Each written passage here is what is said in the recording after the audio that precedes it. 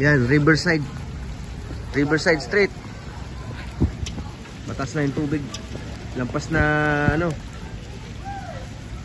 sakong.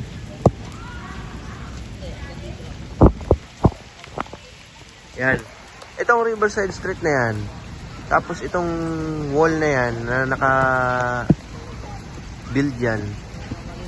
Sa likod yan, ilog na. Yan. Yan, nagsisimula ng magpaalala yung mga taga-barangay. Ayan o. Riverside Street. Ayan. Ayan ang asawa ko. Sisilipin namin ng ilog. Second alarm na. Marikina. Ayan o yung ilog. Ayan. Itong parang daan na yan. Yan yung wall between the river and then the village. Ayan o. Sa kabila, residential areas na. Ayan.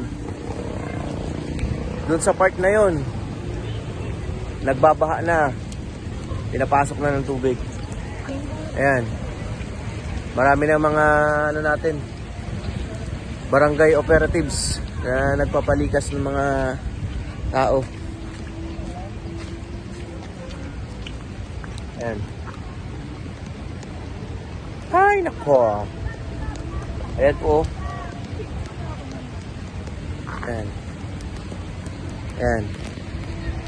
Marikina River. Magsi 17, ano na to? 17 feet. Second alarm, running to third alarm na yan.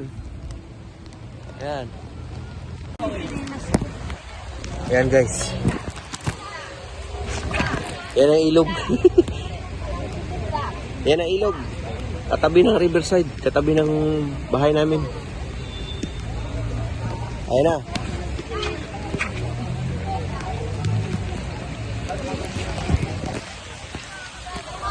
Hotel. Alright, Marikina. Babaha na naman tayo. Patay tayo yan. Lipin natin dulo. Yan, naglagay na sila ng barricade. Yellow lane. Indication na bawal na tumawid. Kasi doon sa kabila, nag-start na tumaas yung tubig. Sa baba niyan. Ayan. Provident po ito sa Riverside. Kanan. Ayan.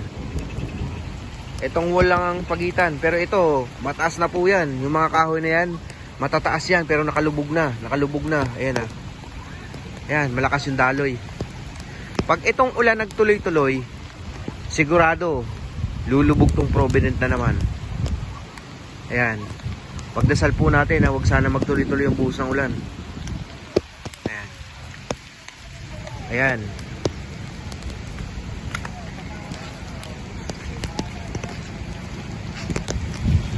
Ayan po.